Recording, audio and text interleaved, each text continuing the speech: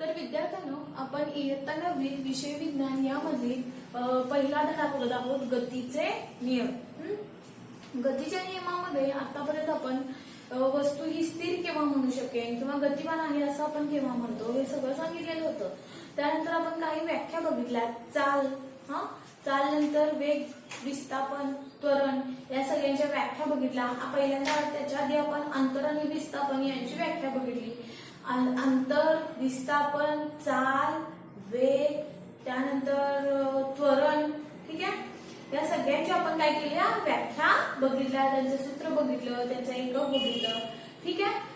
त्यानंतर आपण गतिविषयक समीकरणे बघितली 3, आणि ती समीकरणे कशा प्रकारे आली, न्यूटनच्या गतिविषयक समीकरणे बघितली आपण 3 मागच्या 1-2 लेक्चर मध्ये. तर ते समीकरण कशा प्रकारे आलं ते आपण थेरी वाईज म्हणजे ते स्पष्टीकरण आकृती काढून बाबा त्याचा सुरुवातीचा वेग कोणता, अंतिम वेग कोणता, हे सगळं आपण पाहिलं त्याच्यामध्ये. आणि न्यूटनचे गतिविषयक 3 समीकरणे आपण बघितली परवा दिवशी 3. तर तेच मी आता फक्त एकत्र लिहून देते की जेणेकरून तुम्हाला तो तक्ता पाठ केल्यानंतर तुम्हाला व्यवस्थित लक्षात येईल. म्हणजे बाबा तुम्हाला वेगवेगळं शोधत बसावं लागणार नाही, ठीक आहे. तर मी त्याच्या आधी कालचं एक न्यूटनचे गतिविषयक 3 नियम घेऊयात, आणि त्याच्यानंतर ना तुम्ही वहीमध्ये काय करायचं सांगते, एक तक्ता करायचा.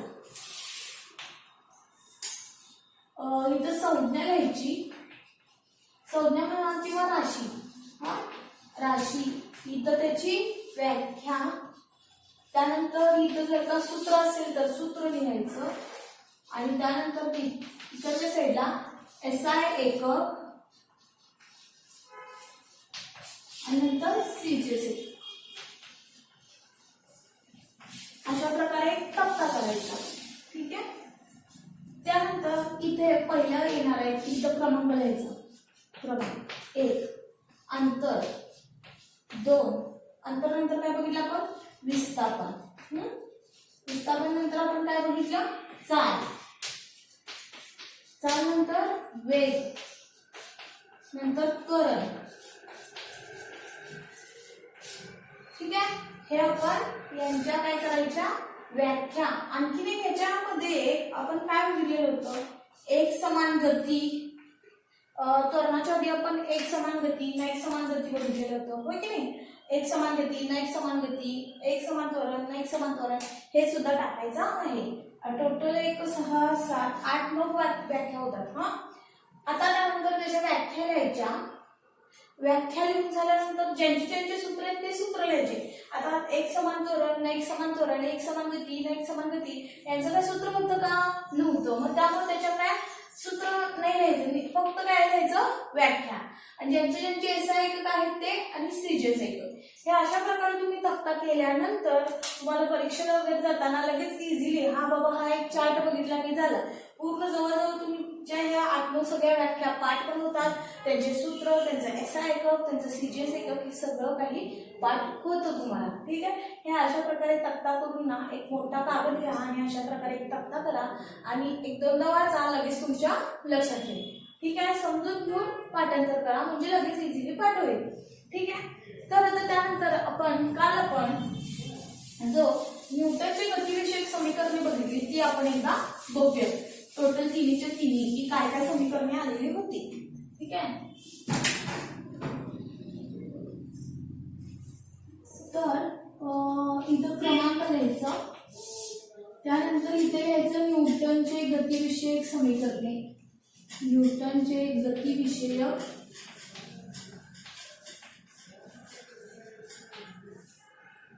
समीकरण.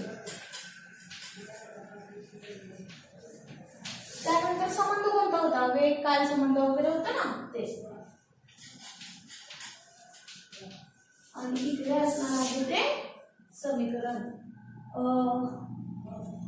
इकडे असणार आहे ते समीकरण.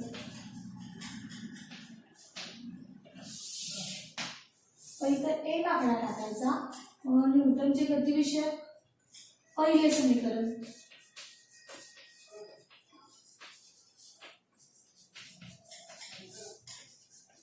मी आता फक्त डॉट करते, पूर्ण लिहित बसत नाही, परंतु तुम्ही पूर्ण लिहा. त्यानंतर न्यूटनचं गतिविषयक दुसरे समीकरण.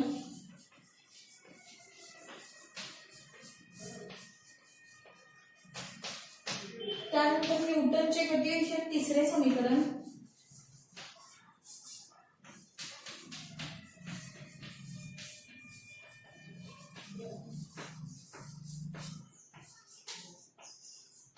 ठीक आहे. मग आता ह्याच्यामध्ये संबंध म्हणजे मग न्यूटनचा गतिविषयक पहिल्या समीकरणामध्ये कोणता संबंध दाखवलाय तर वेग काल संबंध. काय दाखवलाय? वेग काल संबंध. मी आता लिहित नाही इथं संबंध म्हणून, कारण चार्टच्या वरती मी लिहिलेला आहे वेग काल संबंध. ठीक आहे. तर तो काय आहे? समीकरण काय आहे इथं? मग त्याचं पहिलं समीकरण काय आहे? व्ही बरोबर यू अधिक ए टी. व्ही बरोबर यू अधिक ए टी. व्ही बरोबर न्यूटनचे गतिविषयक पहिले समीकरण. त्याच्यामध्ये कशाबद्दल सांगितलेलं आहे? वेग काल संबंध याबद्दल सांगितलेलं आहे. त्यानंतर समीकरण कोणतं आहे? न्यूटनच्या गतिविषयक पहिले समीकरण कुठलं आहे? व्ही बरोबर यू अधिक ए टी. व्ही म्हणजे अंतिम वेग, यू म्हणजे सुरुवातीचा वेग किंवा आरंभ वेग, ए म्हणजे त्वरण आणि टी म्हणजे कालावधी. ठीक आहे. आता आपण न्यूटनचा गतिविषयक दुसरे समीकरण बघूया. ठीक आहे. मग ह्याच्यामध्ये कशाचा संबंध होता न्यूटनच्या गतिविषयक दुसऱ्या समीकरणामध्ये? तर विस्थापन काल संबंध. विस्थापन काल संबंध. याच्यामध्ये आपण सूत्रानुसार आकृती वगैरे बघितलेली. त्यानंतर लास्टला काय सूत्र निघालेलं बघा बरं. एस बरोबर यू टी अधिक 1/2 ए टी चा वर्ग. बघा बरोबर आहे का? एस बरोबर यू टी अधिक 1/2 ए टी चा वर्ग. तुम्हाला लक्षात येत नसेल तर तुम्ही इथं हे असं कंस घाला की समजा ह्याच्याबद्दल तुम्हाला गणित दिलं तर इथली आणि इथली किंमत एकत्र व्हायला नको, म्हणजे तुम्ही ह्या दोघांची प्लस करायला नको. पहिल्यांदा हा आणि गुणाकार सोडून घ्यायचा, हा ह्याचा वर्ग करायचा टीचा वर्ग, मग या सगळ्यांचा गुणाकार करायचा. मग याचं जे उत्तर येईल ह्याचं जे उत्तर येईल त्या दोघांची बेरीज करायची. ठीक आहे. यासाठी मी मुद्दाम कंस टाकलेला आहे. कंस घातला नाही तरी चालतो, फक्त तुम्हाला गणित करताना इझी पडावे यासाठी मी कंस टाकलेला आहे. ठीक आहे. कारण इथं मध्ये प्लस आहे आणि इथं काय आहे? गुणाकार आहे म्हणून. तर न्यूटनचा गतिविषयक दुसरा नियम समीकरण जे आहे, नियम आणि समीकरण वेगळे आहेत बरं का. हे आता आपण बघतोय ते समीकरण. ठीक आहे. मग दुसरं समीकरण आहे ते विस्थापन आणि काल हा संबंध दर्शवतो. एस म्हणजे अंतर होतं, यू म्हणजे आरंभ वेग, टी म्हणजे कालावधी, 1/2 ए म्हणजे त्वरण आणि टी म्हणजे कालावधीचा वर्ग. आणखीन एक गणित जर का दिलं तर आधी इथं टीचा वर्ग करून घ्यायचा बरं का. म्हणजे 2 असेल इथं, समजा कालावधी 2 असेल, 10 असेल, समजा 10 आहे तर त्याला मग कंस घाला आणि आधी त्याचा वर्ग करा. नाहीतर समजा 15 असेल तर त्याचा मग वर्ग करायचा कंस घालून. नाहीतर असं केलं तर 5चा वर्ग होतो. त्यामुळे व्यवस्थितरित्या जिथे जिथे कंस घालायचा असतो गणित करताना तिथे तिथे कंस घालत जावा, नाहीतर मग गणित चुकण्याची शक्यता असते. त्यानंतर गतिविषयक आता तिसरं समीकरण बघायचं आहे. गतिविषयक तिसरे समीकरण होतं तर ते वेग, विस्थापन आणि वेग यांचा संबंध दर्शवतो. दुसरं आहे ते विस्थापन आणि काल आणि तिसरे आहे ते विस्थापन आणि वेग हा संबंध दर्शवतो. ठीक आहे. तर ते तिसरे समीकरण कोणतं होतं? व्ही वर्ग बरोबर यू वर्ग अधिक 2as असं होतं. ठीक आहे. व्ही वर्ग बरोबर यू वर्ग अधिक 2as. व्ही म्हणजे अंतिम वेग, यू म्हणजे सुरुवातीचा वेग, 2 अधिक 2 गुणिले 1 गुणिले एस. ए म्हणजे त्वरण आणि एस म्हणजे अंतर. ठीक आहे. मी हे असं चार्ट करून का दिलेलं आहे? तुम्हाला इझिली हे पाठ व्हावं यासाठी. एकदा तुम्ही असं नजर टाकून गेला परीक्षेमध्ये, हे मगाशीचा एक तक्ता सांगितलेला तो एक करायचा. त्याच्या आधी तुम्हाला धन, ऋण, शून्य, त्वरण यांचा पण तक्ता करून दिलेला की जोड्या लावासाठी येऊ शकतो म्हणून. त्यानंतर हा आता दिलेला आहे तक्ता. हे सगळे असे तक्ते तयार करून घ्यायचे जेणेकरून तुम्हाला ना लगेच इझिली परीक्षेला जाता जाता तुम्हाला वाचून जाता येऊ शकेल यासाठी. ठीक आहे. मग आता ह्याच्यामध्ये परीक्षेला कशा प्रकारे प्रश्न येतो? रिकामा जागा येतो, चूक की बरोबरला येतो, जोड्या जोडायला येतो. ठीक आहे. मग आता समजा चूक की बरोबर असं सांगितलं तुम्हाला की गतिविषयक पहिले समीकरण हे विस्थापन व काळ हा संबंध दर्शवतो असं सांगितलं तर ते काय येणार आहे, चूक येणार आहे. तर तो विस्थापन काल संबंध नाही तर वेग आणि काल संबंध दर्शवतो. ठीक आहे. रिकाम्या जागा टाकतात. गतिविषयक तिसरे समीकरण डॉट डॉट संबंध दर्शवतो. विस्थापन आणि वेग किंवा हे गतिविषयक पहिले समीकरण आहे तर कुठले आहे, डॉट डॉट हे गतिविषयक पहिले समीकरण आहे. मग असे तुम्हाला 3 ऑप्शन दिले तर त्यातलं हे ऑप्शन बरोबर असणार आहे, व्ही बरोबर यू अधिक एटी किंवा जोड्या लावा पण येतं. हा ठीक आहे. मग अशा प्रकारे हे तक्ता करा आणि व्यवस्थितरित्या तुमचं लक्षात राहील यासाठी. ठीक आहे. गोंधळ पण होणार नाही, व्यवस्थितरित्या तुमचं पाठांतर किंवा वाचल्यानंतर लक्षात पण येऊ शकेल. ठीक आहे. मग गतिविषयक ही 3 समीकरणे आपली झालेली आहे. आता नेक्स्ट पॉईंट बघूयात आपण, एक समान वर्तुळाकार गती. काय बघायचंय, एक समान वर्तुळाकार गती. याच्यामध्ये आपण बघा एक समान वर्तुळाकार गती या शब्दातच आहे एक समान वर्तुळाकार गती. गती असणार आहे ती कशी असणार आहे, वर्तुळाकार असणार आहे. हा म्हणजे त्या गती जी वर्तुळ एखादी वस्तू वर्तुळाकारात फिरत असते मग त्यावेळेस ती एक समान वर्तुळाकार गती येते. ती व्याख्या ती कशा प्रकारे आली हे बघणार आहोत आता आपण.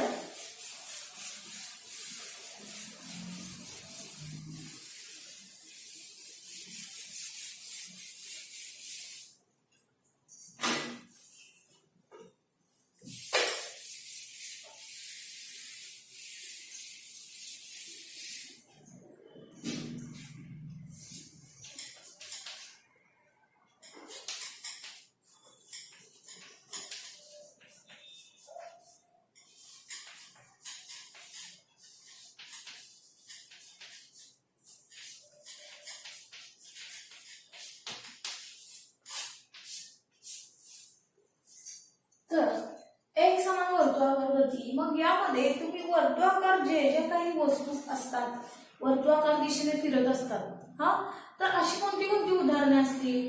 एक आहे ते म्हणजे घड्याळ असतं, हो की नाही. घड्याळाचे काटे गोल म्हणजे वर्तुळाकार दिशेत फिरत असतात. फॅनचं पातं असतं बघा, हो की नाही. फॅन पण हा गोल फिरत असतो. ठीक आहे. फॅनचे पाते हे गोल फिरत असतात, वर्तुळाकार गतीत फिरत असतात. गोल वेगळा आणि वर्तुळ वेगळं बरं का, वर्तुळाकार दिशेत फिरत असतो. त्यानंतर आपण लहानपणी तुम्ही खेळायची बघा, दोरी घेऊन त्याला एक दगड एका दोरी घ्यायची, त्याच्या एका टोकाला दगड बांधायचा आणि एक टोक आपण हातात धरायचं आणि हा काय करतो आपण गोल गोल फिरवतो दोरी, होय की नाही. मग गोल गोल फिरवत असतो त्यावेळेस ते दोऱ्याबरोबर तो सुद्धा काय तो दगड बांधलेला आहे तो सुद्धा गोल फिरत असतो. हे सगळे काय हे वर्तुळाकार दिशेने फिरत असतात. घड्याळाचे काटे आपण बघूया वाटल्यास समजा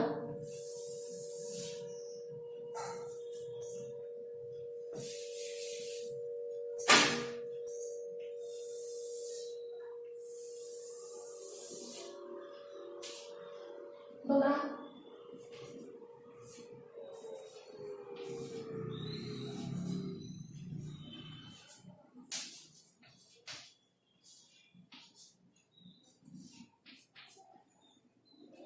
तर याच्यामध्ये एक सेकंड काटा असतो, एक मिनिट काटा असतो, एक तास काटा असतो. हे सगळ्यांना माहितीच आहे, हो की नाही. फक्त आता आपण काय बघणार आहोत, आपण मिनिट काटा आणि तास काटा बघूया काय किंवा कुठलाही काटा बघा. आता ह्याच्यामध्ये काय होत असतं, हे घड्याळाचे काटे फिरत असतात, होय की नाही. प्रत्येक सेकंदाला हा घड्याळाचा काटा हा फिरत असतो, होय की नाही. मग आता याच्यामध्ये हा काटा फिरत असतो तो कोणत्या दिशेने फिरणार आहे बरं, तर वर्तुळाकार दिशेने हा काटा फिरत असतो, होय की नाही. वर्तुळाकार मार्गाने तो काटा हा काय होत असतो, फिरत असतो. ठीक आहे. तर बघा हा जो काटा आहे घड्याळाचा तो काय होणार आहे, वर्तुळाकार मार्गाने फिरत जाणार आहे आणि त्याची चाल ही काय असणार आहे, एक समान असणार आहे. चाल म्हणजे काय, एकूण कापलेले अंतर एकूण लागलेला कालावधी हे आपण सूत्र बघितलं होतं. म्हणजे एकूण कालावधीमध्ये तो किती अंतर पार करतोय ते म्हणजे चाल असते. तो चाल जी घड्याळाची टोकाची चाल असते ती सतत स्थिर असते, म्हणजे बरोबर तेवढंच. हा बाबा की असं होतं का बघा, हा मिनिट काटा जो आहे तर तेवढाच किंवा सेकंड काटा म्हणा, सगळ्यात मोठा असेल तर सेकंड काटा समजा.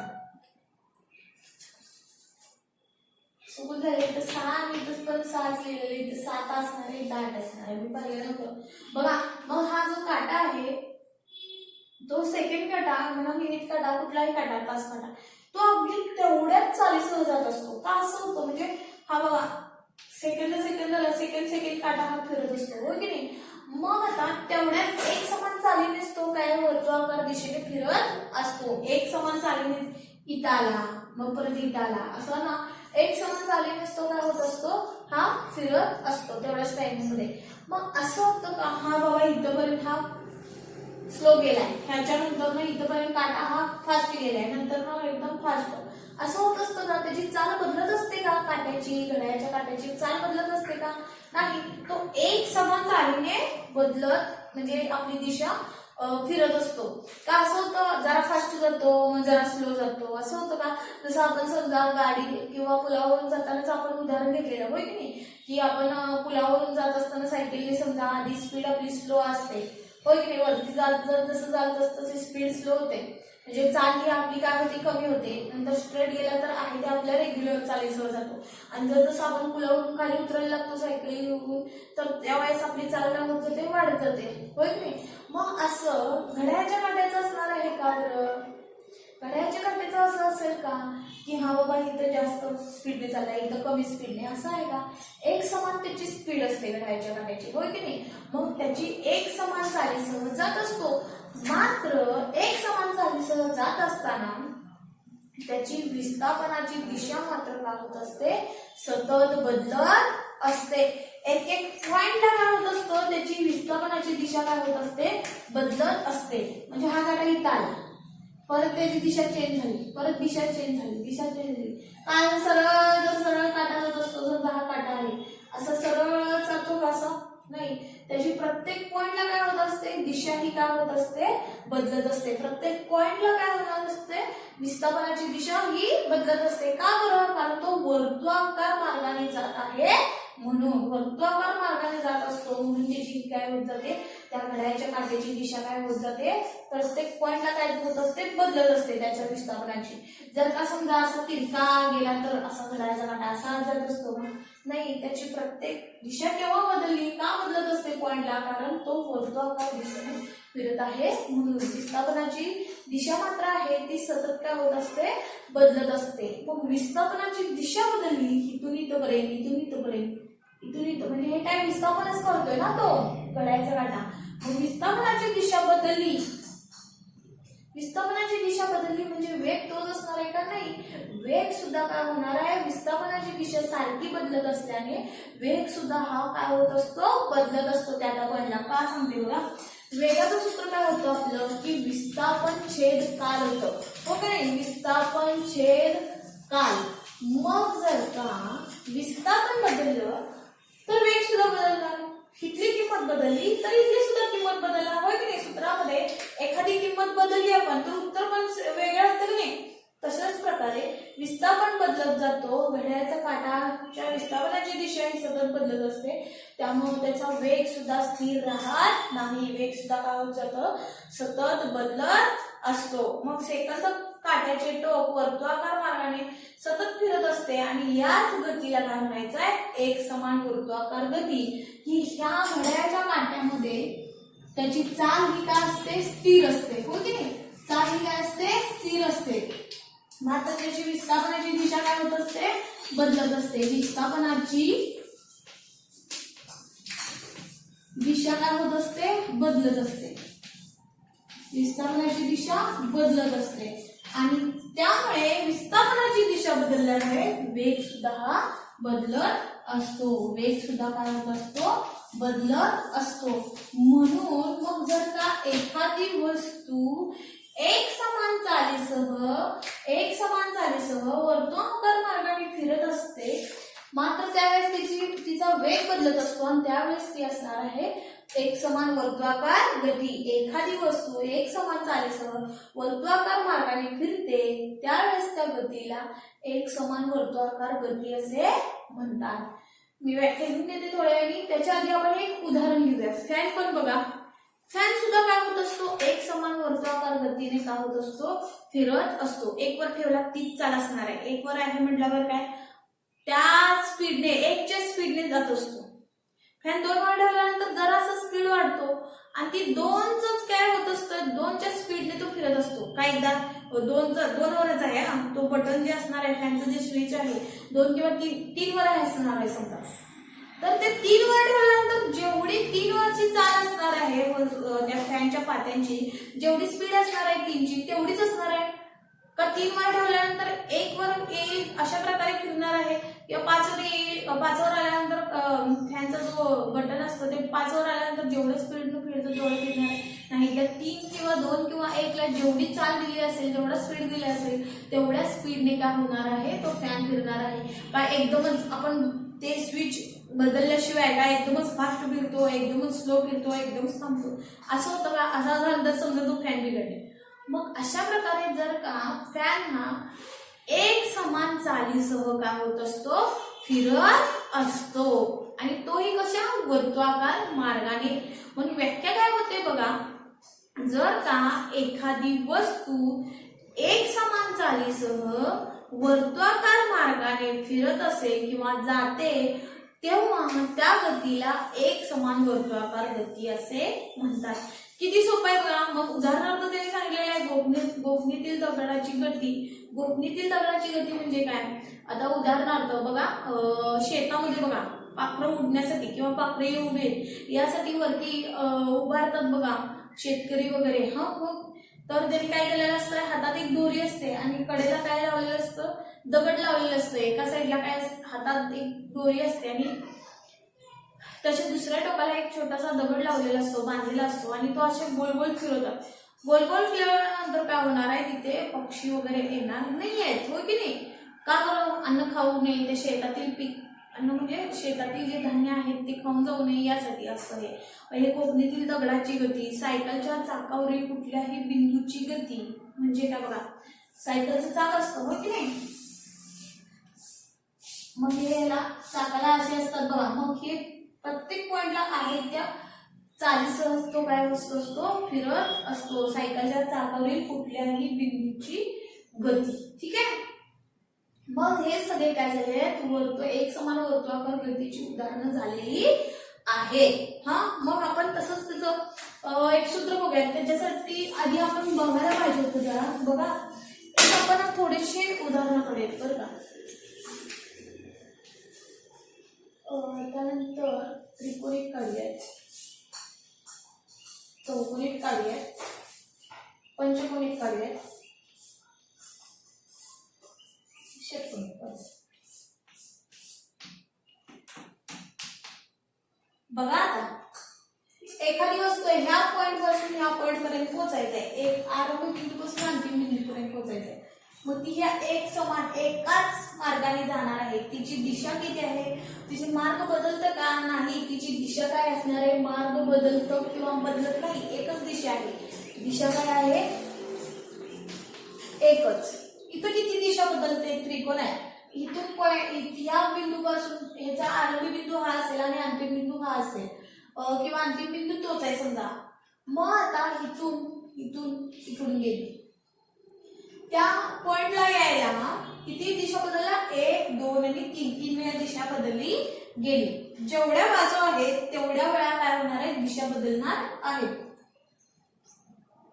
त्यानंतर इथून हे पॉइंट आहे समजा, इकडून सायकलवरून तुम्हाला याच पॉइंटला यायचं आहे, तर तुम्ही इकडे जाल तिसऱ्यांदा आणि चौथ्यांदा किती वेळा दिशा बदलली तुम्ही, 1 2 3 आणि 4. चौथ्यांदा 4 वेळा दिशा बदलली. मग इथं पंचकोन असेल तर 5 वेळा. अशा प्रकारे जेवढे कोण असतील तेवढे काय होणार आहे, तेवढ्या वेळा दिशा बदलणार आहे. इथं षटकोन आहे, मग इथून बघा तुम्हाला ह्या पॉइंट पासून सुरू करायचं आहे, 1 2 3 4 5 आणि 6. कोणताही पॉइंट घेऊ शकता.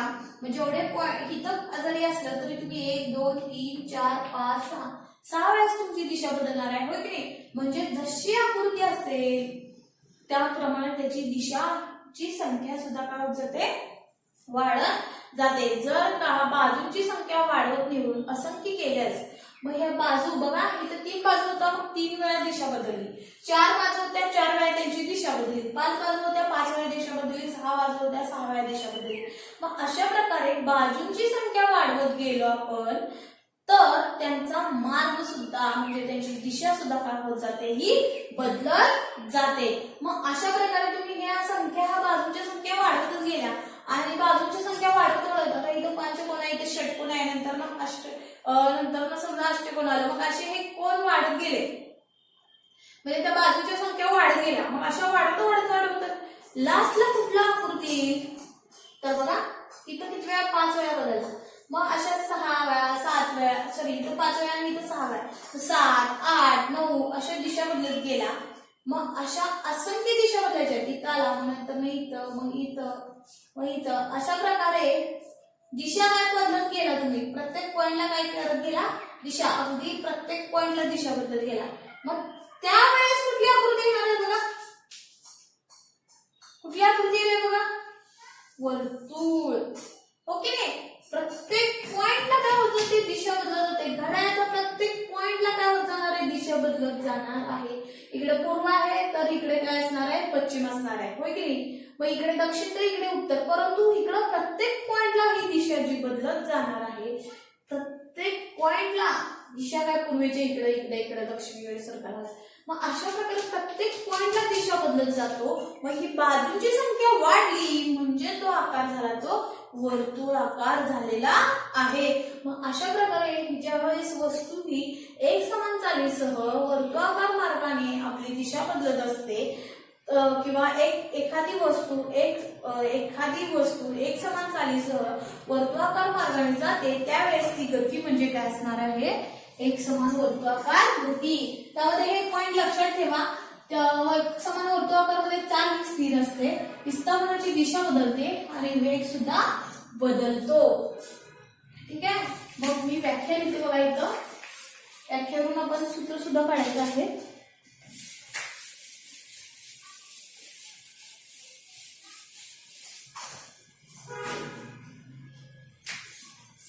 व्याख्या काय असणार आहे बघा,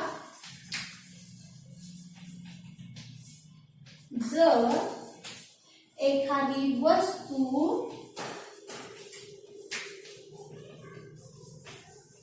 एक समान चालीसह म्हणजे मी तुम्हाला सांगितलं, चाल म्हणजे उदाहरणार्थ स्पीड लक्षात ठेवा. तर एक समान चालीसह कोणत्या आकारात फिरणार आहे, वर्तुळाकार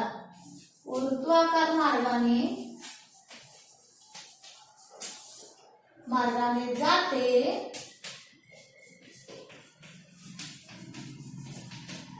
तेव्हा त्या गतीला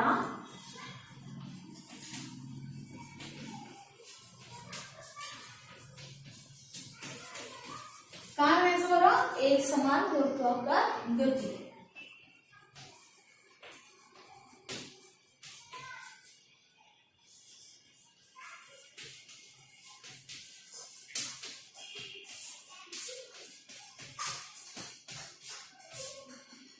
असे म्हणतात.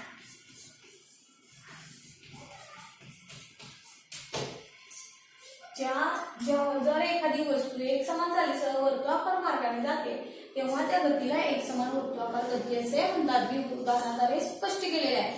आता त्याच्यावरून बघा इथं काय सांगितलेलं आहे, जेव्हा वस्तू स्थिर चालीने वर्तुळाकार मार्गाने गतिमान होते, तेव्हा वेगामध्ये होणारा बदल फक्त गतीची दिशा बदलल्यामुळे होतो.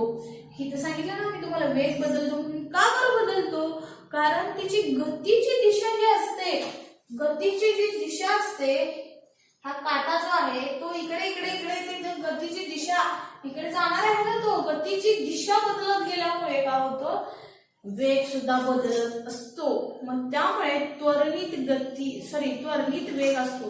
तो वेग बदलला, वेग बदलला म्हणजे आणखी काय, त्वरण म्हणजे काय बघा, आपण काल बघितलेलं, ह्याच्या आधी लेक्चर मध्ये बघितलेलं, वेग बदलाच्या दराला आपण त्वरण असं म्हणतो. म्हणजे ज्या एखाद्या एकक कालावधीमध्ये किंवा ठराविक कालावधीमध्ये जर का वेगामध्ये बदल होत असेल तर त्याला त्वरण असे म्हणतात. म्हणून त्याचा वेग कसा असणार आहे, त्वरणित वेग असणार आहे. एक समान वर्तुळाकार गतीमध्ये चाल ही स्थिर असते, विस्थापनाची दिशा बदलते, मग गतीची दिशा बदलली त्यामुळे वेग सुद्धा बदलतो आणि वेग बदलत असतो, त्यामुळं तो वेग जो असतो तो त्वरणित असतो, त्वरणित वेग असतो. म्हणूनच एखादी वस्तू एकसमान झाल्यासह वर्तुळाकार मार्गाने फिरते त्यावेळेस त्या गतीला एकसमान वर्तुळाकार गती असे म्हणतात. मग आता आपण काय करूयात माहितीये, सूत्र बघूया त्याचं.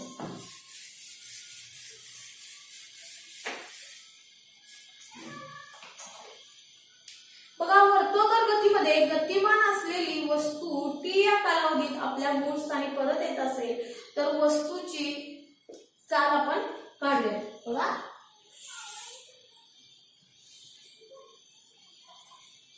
घड्याळाचा हा काटा जो आहे तो प्रत्येक चालीला काय होत असतो, एकसमान चालीसह फिरत असतो. त्याची गतीची दिशा मात्र बदलत असते, विस्थापनाची दिशा मात्र बदलत असते. मग आता तो टी या कालावधीमध्ये एकसमान वर्तुळाकार गतीने फिरणार आहे. तो गतिमान आहे, त्याची कालावधी किती असणार आहे, टी. त्याचा कालावधी किती असणार आहे, टी असणार आहे. आणि तो मूळ स्थानी पुन्हा काय होत असतो, मूळ स्थानीच परत येत असतो, होय की नाही. एक समान चालीसह टी या कालावधीत जातो जातो जातो. प्रत्येक पॉइंटला बघा, आपण मगाशी पंचकोन षटकोनची कशी दिशा बदलली तसं वर्तुळामध्ये बघा दिशा काय होणार आहे, प्रत्येक पॉइंटला काय होत जाणार आहे, दिशा ही बदलत जाणार आहे. बघा बरं, दिशा इकडे आहे, इकडे आहे, इकडे. दिशा ही प्रत्येक बिंदूला प्रत्येक पॉइंटला काय होत जाते, बदलत जाते. आणि शेवटी येऊन कुठे पोहोचतो, तो इथेच पोहोचतो ना. समजा उदाहरणार्थ एक वर्तुळाकार ग्राउंड आहे, हा समजा आपला शिवाजी स्टेडियम, तो सुद्धा कसं वर्तुळाकार आहे.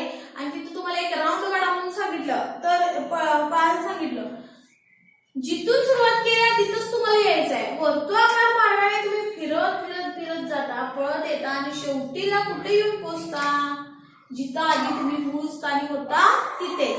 म्हणजे आरंभ बिंदू सुरू होऊन अंतिम बिंदू सुद्धा तुमचा काय येणार आहे, तिथेच पोहोचणार आहे. हे वर्तुळ आहे आणि तुम्ही सायकलने फिरा किंवा पळत जावा, तुम्ही इथे स्टार्ट केलाय असं असं जाऊन जाऊन काय होणार आहे, तुम्ही शेवटीला काय होणार आहे, मूळ स्थानीच परत येणार आहात. इथून तुम्ही गेला आणि शेवटीला तुम्ही काय झाला, ह्याच पॉइंटला पोहोचलेला आहात. आणि त्यावेळेस कालावधी होता तो टी होता. आणि मग इथं काय सांगितलं बघा, वर्तुळाकार गतीमध्ये गतिमान असलेली वस्तू टी या कालावधीमध्ये इथून जाते आणि येऊन काय होते, मूळ स्थानी परत येत असेल तर त्या वस्तूची चाल आपण बघूया. मग आधी चालचं सूत्र काय होतं आपलं, बघा बघा मी पुन्हा एकदा सांगते. आपण समजा ग्राउंड मधून चाललेलो आहोत, हा समजा शिवाजी स्टेडियम आहे आणि तिथून तुम्ही चाललेला आहात, तिथून एक राऊंड मारायला सांगितलं तुम्हाला आणि जिथून तुम्ही गेलेला आहात तिथंच परत येऊन पोहोचणार आहात. घड्याळाचा काटा सुद्धा काय 12 पासून सुरुवात जरी झाला तरी शेवटी 12 वरती येतोच ना, पुन्हा 1 वर जरी येत असला तरी पुन्हा 1 वरती येऊ शकतो ना. मग अशा प्रकारे मूळ स्थानी येत असतो तो पुन्हा पुन्हा, मग ते असतो. त्याला जी कालावधी लागते ती म्हणजे टी असणार आहे. आता तर मग चालचं सूत्र काढूयात आपण. काय करायचंय, चालचं सूत्र काढायचंय.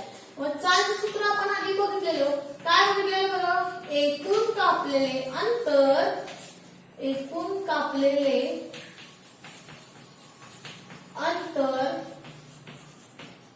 छेद काय होतं बघा, एकूण लागलेला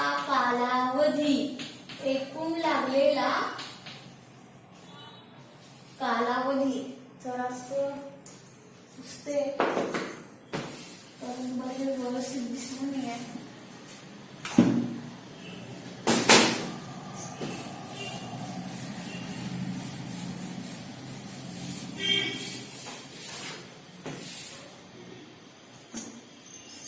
बघा कालावधी काय असणार आहे, टी.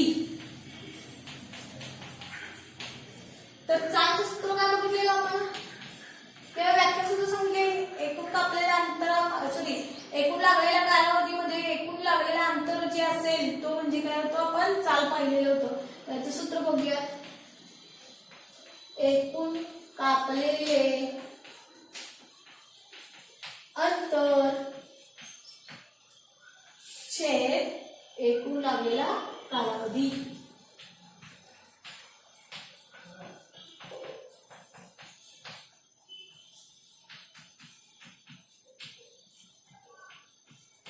ठीक आहे, आता पुढचं बघूया.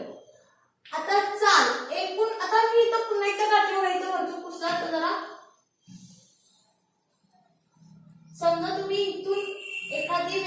आहे, समजा असं काढते छोटस,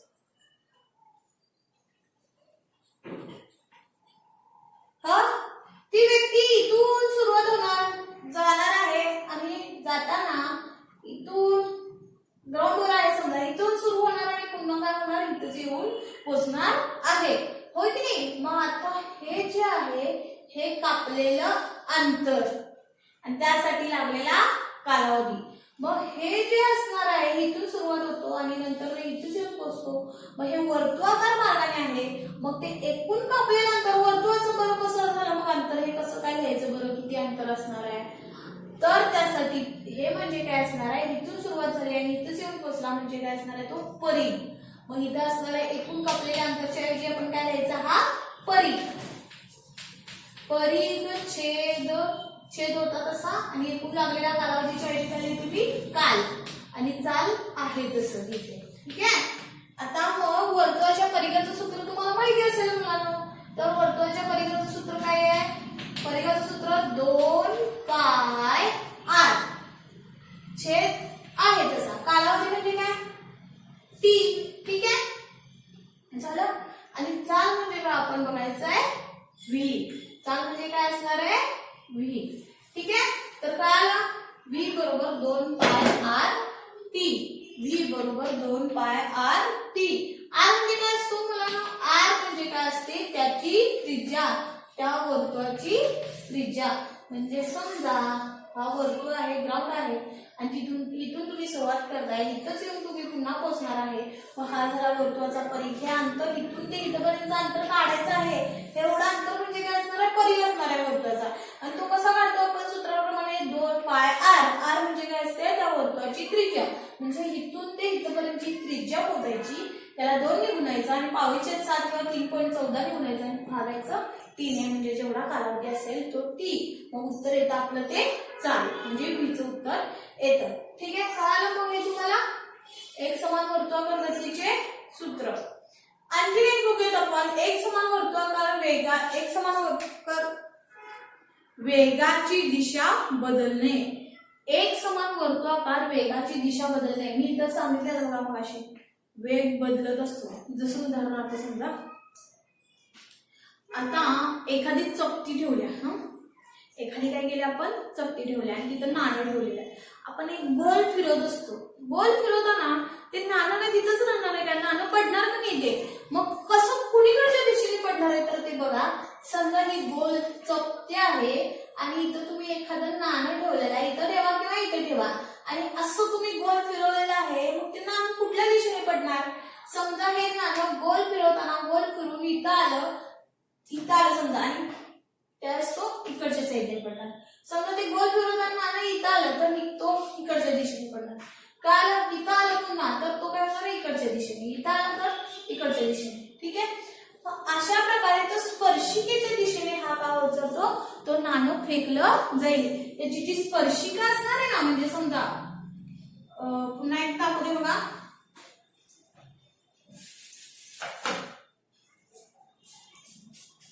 हा जो गोल आहे इथं चकती असणार आहे, तर तुम्ही सोपं उदाहरण काय कसं करायचं सांगू, घरच्या घरी तुम्ही उदाहरण बघू शकता. एखादी वाटी ठेवायची खाली आणि त्याच्यावरती एक मोठंसं प्लेट ठेवायचं आणि त्याच्यावरती नाणं ठेवून बघा एक छोटीशी वाटी ठेवली आणि त्याच्यावरती प्लेट ठेवली, व्यवस्थितरित्या बसेल प्लेट अशी. प्लेट ठेवली, प्लेट ठेवल्यानंतर त्याच्यावरती एका ठिकाणी नाणं ठेवायचं, गोल फिरवायचं. ते ताट खाली पडेल असं ठेवू नका, व्यवस्थित बॅलन्स करून ठेवा. आणि फिरवल्यानंतर ते नाणं जे असेल ते तिथंच राहील. ते नाणं काय होणार आहे, पडणार आहे. इथं कडेल ठेवल्यानंतर काय होणार आहे, नाणं ती चकती फिरवल्यानंतर किंवा ती प्लेट फिरवल्यानंतर पडणार आहे. मग ती कशा प्रकारे पडणार आहे, जर का ते नाणं इथं आलं इकडनं पडलं तर अशा दिशेने पडणार आहे. इथं नाणं आलं आणि पडणार असेल तर इकडच्या दिशेने, इथं नाणं आलं तर इकडच्या दिशेने. ठीक आहे. अशा प्रकारे तो स्पर्शिकेच्या दिशेने ते नाणं फेकलं जाईल. नाणे फेकले जाण्याची क्षणी ज्या स्थितीत असेल त्यानुसार ते फेकलेलं नाणं ज्यावेळेस फेकलं जातं, मग ते फेकताना त्या नाण्याची दिशा जिथं असेल किंवा ज्या स्थितीत असेल त्या दिशेने काय होणार आहे, ते नाणं फेकलं जाणार आहे. म्हणजेच नाणे वर्तुळाकार दिशेने फिरत असेल तर गतीची दिशा प्रत्येक बिंदूपाशी हा काय होत जाते, बदलत असते. असेल तर प्रत्येक पॉइंटला काय होत जाते की दिशा काय होत जाते बदलत जाते. उदाहरणार्थ आणखीन एक तुम्ही कधीतरी बघा ह्याच्यामध्ये बागेमध्ये वगैरे असतं बघा ते आपण बसायचं त्याच्यामध्ये गोल फिरवलं जातं बघा, गोल फिरवतात बघा, होय की नाही. बसून तिथं भरपूर लहान मुले बसलेले असतात आणि ते गोल फिरवायचं असतं बघा. मग ते गोल फिरवल्यानंतर समजा एखाद्या वेळेस खूप फास्ट फिरवल्यानंतर एखादी व्यक्ती जी असेल किंवा लहान मुलं असेल तर त्याच्यामध्ये बसल्यानंतर एकदम फास्ट फिरवला आणि त्याने व्यवस्थितरित्या धरलेलं नाहीये तिथं बसून, तर तो पडताना काय होणार आहे, तो ज्या दिशेला असेल त्या वर्तुळाच्या त्या स्पर्शिकेच्या दिशेने काय होईल फेकला जाईल. मग अशा प्रकारे अशा रीतीने तो पडू शकतो. मग अशाच प्रकारे आणखीन उदाहरणार्थ मग असं सांगितलं गोफणीतील दगड आणि त्या दुसऱ्या टोकाला आपण दगड लावलेला असतो, होय की नाही. मग तो दगड जर का समजा त्या दोरीतून निसटला आणि ते दगड कुठल्या दिशेने फेकला जाईल, आपण गोल फिरवत असतो, होय की नाही. बघा की इथं आपण हाताने इथं धरलेला आहे दोरा आणि इथं दगड बांधलेला आहे, होय काय. आणि मग दगड बांधल्यानंतर आपण असं गोल फिरवत असतो, होय की नाही. गोल फिरवतो ती दोरी जरा सैल झाली आणि दोरीने सगळे दगड फेकला जाणार आहे. मग त्यावेळेस त्या टायमाला तो दगड इथं असला तर ह्या दिशेने फेकला जाईल, दगड इथे असला तर ह्या दिशेने, म्हणजे दगड इथे असला तर ह्या दिशेने, म्हणजे ह्या वर्तुळाच्या स्पर्शिकेच्या दिशेने तो फेकला जाणार आहे. तेच दगड इथपर्यंत आलं समजा तर ह्या स्पर्शिकेच्या दिशेने, ठीक आहे. प्रत्येक बिंदूपाशी त्याची काय होणार आहे दिशा बदलत जाणार आहे, ठीक आहे. मग इथपर्यंत आपण एक समान वर्तुळाकार गती पाहिली. आता आपण गणित आहे ते एकदा मी वाचून आणि गणित सोडून सुद्धा बघा. त्यानंतर आपण आता बघूयात न्यूटनच्या गतिविषयक नियम पाहणार आहोत. गणित अतिशय सोपी आहेत, एकदा बघा तुम्हाला इझिली सोडवता येईल, फक्त समजून घेऊन. नंतर बघूयात आपण सोडून दाखवूयातच.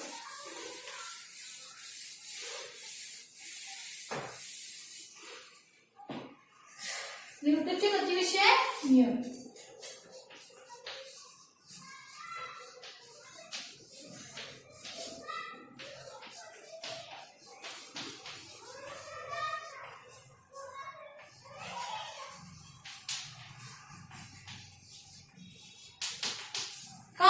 आपण बघितलं ना ते न्यूटनचे गतिविषयक समीकरण बघितलेलं. आता जे बघणार आहोत आपण ते न्यूटनचे गतिविषयक नियम पाहणार आहोत.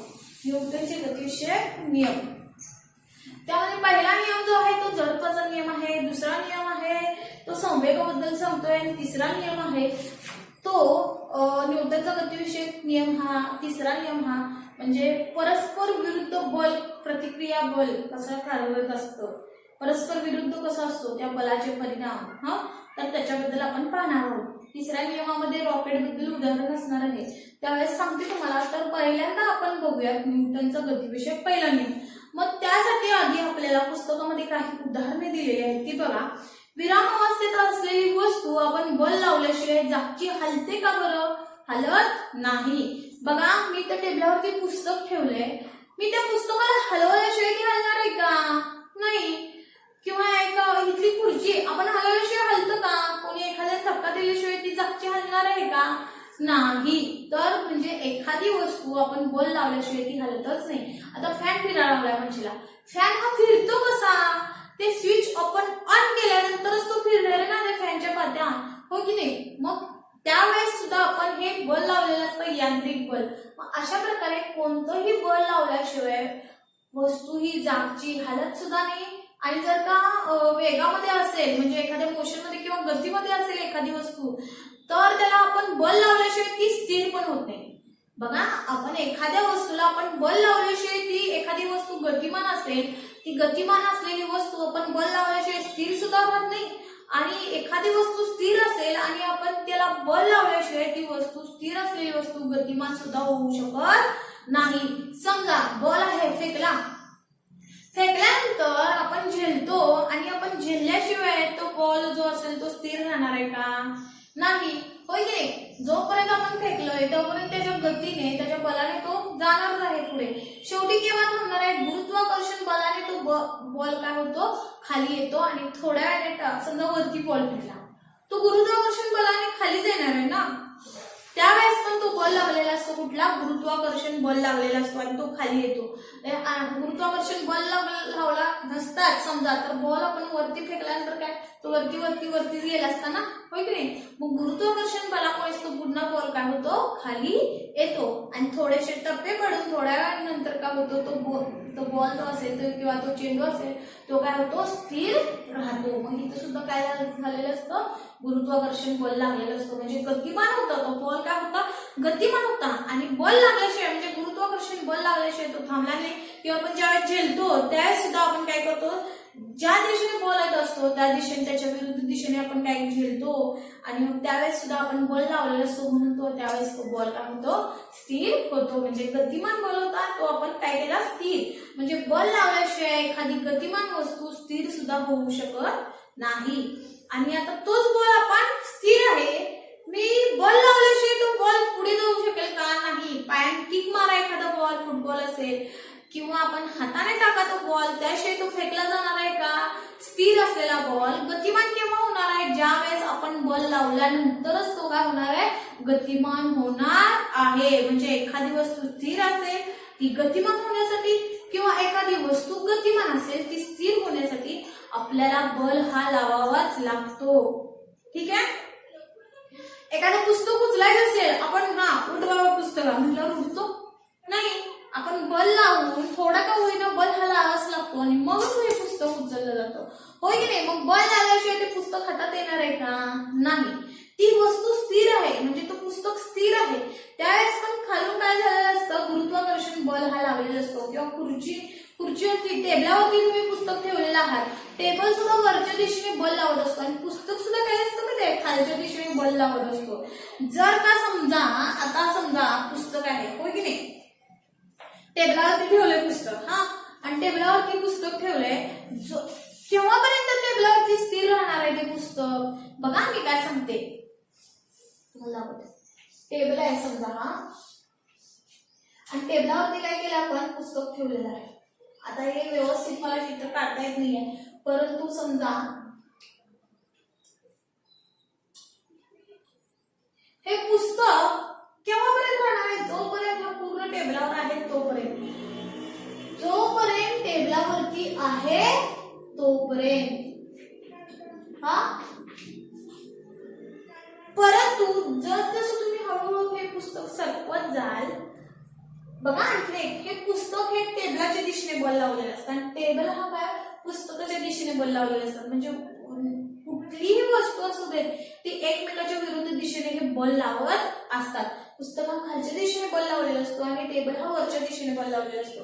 कसं बघा, आणि टेबल हा स्थिर असतो तो ह्याच्यावरती, कारण गुरुत्वाकर्षण बलाने. कारण टेबलापेक्षा जास्त कुठला बल कार्यरत असतो? जास्त तर गुरुत्वीय बल कार्यरत असतो, होय की नाही? मग आता बघा त्यानंतर पुढचं पुस्तक समजा जरासं इकडे सरकवलं आपण टेबलाच्या पासून इकडे, टेबल इथे समजा, मग हे टेबलाच्या जरासं पुढे आलेलं आहे तरी सुद्धा हे पुस्तक राहतं आणि जरा सरकवलं तरी सुद्धा राहतं. केव्हापर्यंत राहतं? जोपर्यंत निम्म्याच्या पुढे गेला तुम्ही, ते पुस्तक निम्म्याच्या पुढे गेलं का होणार आहे? इथला बल हा खालच्याच दिशेने लागणार ना, पुस्तकाला खाली दिशेने बल लावत असतो, टेबल हा वरच्या दिशेने. मग कधीपर्यंत राहणार आहे की पुस्तक हे निम्म्यापेक्षा जास्त गेलं की पुस्तक बघता होतं खाली पडतं. तुम्ही ट्राय करा ना, तुम्ही बसलेला असाल तिथं कुठेही टेबलावरती पुस्तक ठेवा, डस्टर ठेवा, पेन ठेवा, तो निम्मा असेल तोपर्यंत राहणार आहे त्या टेबलावर स्थिर. म्हणजे पुस्तक हे खालच्या दिशेने बल लावत असताना टेबल हा वरच्या दिशेने. मग डस्टर ठेवा, पेन ठेवा, पुस्तक ठेवा, वही ठेवा, मग जोपर्यंत निम्म्यापर्यंत आहे तोपर्यंत तो त्याच्यावरती स्थिर राहतो. निम्म्याच्या जरा जरी किंचित झालं तर तो काय होतं? ती वस्तू खाली पडते. कारण पुस्तक असेल, वही असेल, हा काय होत असतो? खालच्या दिशेने बल लावत असतो. निम्म्याच्या जरा का पुढे गेला तरी सुद्धा तो काय होतो? हा खाली पडतो, होय की नाही? मग ते पुस्तक खाली पडणार आहे कारण खालच्याच दिशेने काय होत असतो? तो बल लावत असतो. गुरुत्वाकर्षण बल सुद्धा हे ओढून घेत असतं, गुरुत्वीय बल सुद्धा. काय म्हणजे मग हे म्हणजे काय सांगत असते? म्हणजे संतुलित बल आणि असंतुलित बल.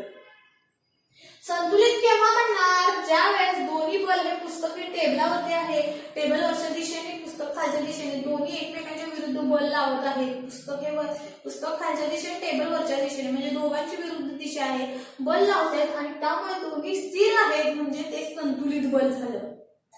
आणि ज्या वेळेस इथं म्हणजे संतुलित म्हणजे काय, बॅलन्स झाला असं लक्षात ठेवा. बॅलन्सिंग फोर्स, बॅलन्स म्हणतो नाही हे शब्द म्हटल्यावर तुमच्या लक्षात येईल. आणि जर का हे पुस्तक असेल, पट्टी असेल, समजा पट्टी आहे, पट्टी निम्म्यापेक्षा इथं जास्त जरा बाहेर गेली तर ही पट्टी काय होणार आहे, खालीच पडणार आहे की नाही, हो की नाही. पट्टी ही काय होणार आहे, खालीच पडणार आहे. तुम्हाला एक उदाहरण दाखवूयात का.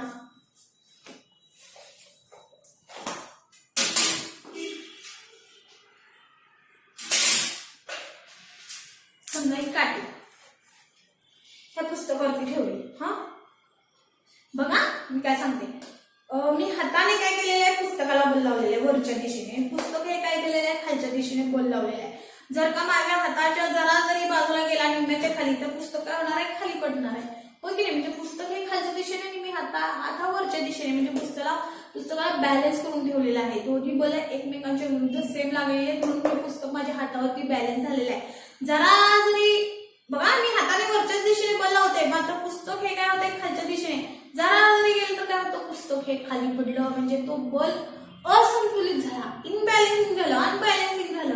मग तशाच प्रकारे बघा इथं मी जी काठी आहे मी पुस्तकावरती ठेवलेली आहे. काठी काय करते, खालच्या दिशेने बल लावते, पुस्तक काय करतो, वरच्या दिशेने बल लावते. म्हणून हे दोन्ही काय झालेले आहेत, बॅलन्सिंग फोर्स म्हणजे बॅलन्स झालेले आहे.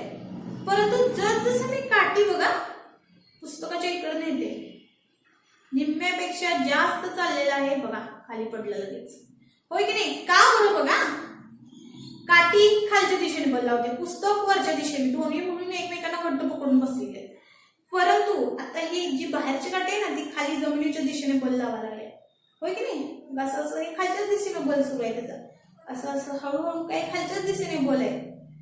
परंतु इथं बघा निम्म्याच्या खाली निम्म्या पासून काय झालं, हा जो फोर्स हा जो बल आहे हा खालच्या दिशेने, मात्र इथं मग तो बॅलन्स झाला का, नाही, कारण हा खालच्या दिशेने निम्म्यापेक्षा जास्त झालं, मग हे बल काय झालं, जास्त झालं. पुस्तकाच्या पेक्षा हा बल काय झाला, जास्त पडला आणि पुस्तकाचं बल कमी पडलं. का बरं, निम्म्यापेक्षा जास्त तो बाहेरच गेलाय ना. मग ही काठी काय होणार आहे, निम्म्यापेक्षा जास्त आल्यामुळे ती खाली म्हणजे खालीच पडणार आहे.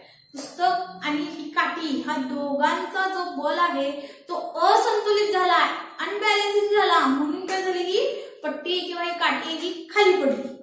केव्हापर्यंत वरती राहते, दोघांचा बल हे एकत्रितरित्या विरुद्ध दिशेने आहेत आणि एकसारखे बल लागलेले आहेत म्हणून ही काठी राहिलेली आहे इथं पुस्तकात.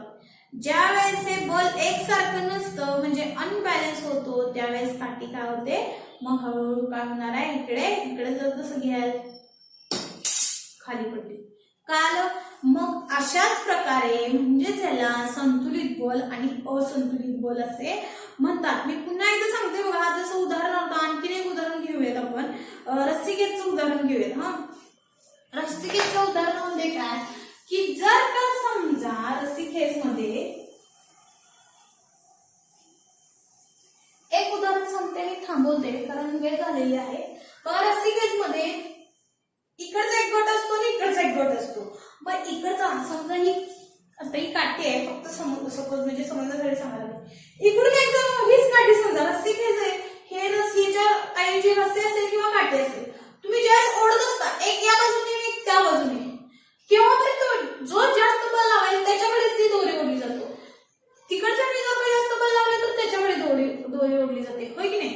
हे कधीपर्यंत इकडे होणार आहे, दोघांचे बल हे एक समान असणार नाही, एकाचा जास्त तर एकाचा कमी, तिकडचं जास्त तिकडचं जास्त इकडचं कमी. जो जास्त बल लावणार आहे त्याच्याकडे ती काठी किंवा ही रस्सी जाईल. मग अशी केव्हा वेळ येते की ती काठी किंवा ती जी रस्सी असेल ती स्थिर असेल, ज्यावेळेस दोघांचा बल हे काय असणार आहे, समान असणार आहे, एकसारखा असणार आहे, तोपर्यंत ती वस्तू काय राहते, स्थिर राहते, हलत नाही. एखाद्या वेळेस पुस्तक किंवा एखाद्या कशाबद्दल तरी भांडणं चाललेली असतात बघा, भाऊ बहिणीची, इकडनं ओढतोय आणि तिकडनं ओढतोय, होय की नाही. असं ओढता ओढता ओढता ओढता ज्याच्याकडे बल जास्त आहे तोच जास्त ओढून घेणार आहे. दोघांचं बल सेम असेल तर ती वस्तू असेल, एखादं पुस्तक असेल, ती तिथं आहे तिथं स्थिर राहणार की नाही. अशाच प्रकारे बघा न्यूटनचा गतीविषयक पहिला नियम काय सांगतोय, जर एखाद्या वस्तूवर कोणतेही बाह्य असंतुलित बल कार्यरत नसेल तर तिच्या विरामावस्थेत किंवा सरळ रेषेतील एक समान गतीमध्ये काय होतं, सातत्य हे राहतच. जर एखाद्या वस्तूवर कोणतेही बाह्य बल म्हणजे मी काठी टाकल्याशिवाय किंवा गुरुत्वाकर्षण लागतं बल म्हणूनच ती काठी खाली जाते, परंतु ज्या वेळेस बघा बाह्य असंतुलित बल कार्यरत नाहीये तोपर्यंत ही वस्तू स्थिर आहे ना, तर ती स्थिर राहणार. चेंडू असेल तो गतिमान आहे तर तो गतिमानच राहणार, म्हणजे त्या गोष्टीमध्ये सातत्यच राहणार आहे. जर एखाद्या वस्तूवर कोणतेही बाह्य असंतुलित बल कार्यरत नसेल तर तिच्या विरामावस्थेत किंवा सरळ रेषेतील एक समान गतीमध्ये सातत्य हे राहतच. तुम्हाला उदाहरणाद्वारे स्पष्ट केलेलं आहे. हे होतं ते गतिविषयक पहिला नियम. गतिविषयक दुसरा आणि तिसरा नियम हा नंतरच्या तासाला आपण बघूया. तोपर्यंत आतापर्यंत जे जे काही केलेलं आहे ते सगळं वाचून काढा. तुम्हाला तक्ता जे करायचं आहे तक्ता करा, व्याख्या, त्याचं सूत्र, त्याचा एकक वाचा आणि पाठ करा आणि सगळं व्यवस्थितरित्या सगळं बघा. आणि त्याच्यामध्ये न्यूटनचा गतिविषयक पहिला नियम आहे ते सुद्धा वाचून काढा. आपण नेक्स्ट लेक्चरला गतिविषयक दुसरा आणि तिसरा नियम पाहूया. इथं मी आता थांबवते. पुढच्या तासाला तर पुढील नियम आपण पाहूया. ठीक आहे.